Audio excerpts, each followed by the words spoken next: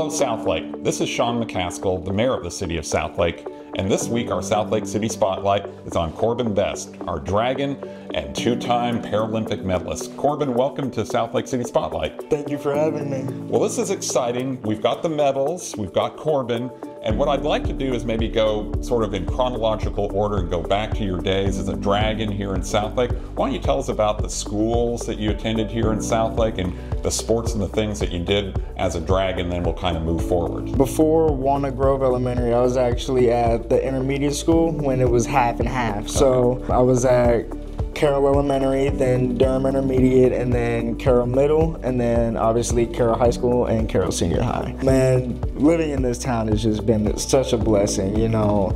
I feel like living in this town made me feel what camaraderie is. This town, you know, rides for their people. You know, we all bleed green. Like, that's what I love to say. We all bleed green because of how tight-knit this town is. Everybody knows everybody, you know, and it's truly a blessing because, you know, everybody's willing to help out everybody. Yeah.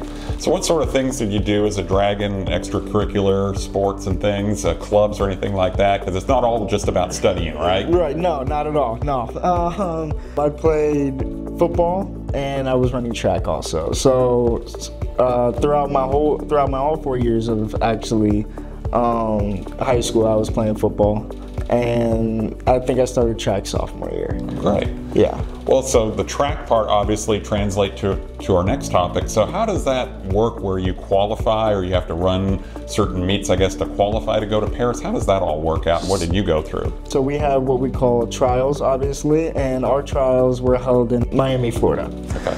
And essentially how you qualify for the team essentially is, at least for my class and everybody else's class, we all have a standard that we have to hit. So and the closer you are to that standard, the closer you are to making the team, essentially. Okay. So once you qualify, then you go to Paris. What's your experience like in Paris? Obviously, you're there to compete, but is there any kind of time to do tourist things and see the city, or is it pretty much focused on your events and all that?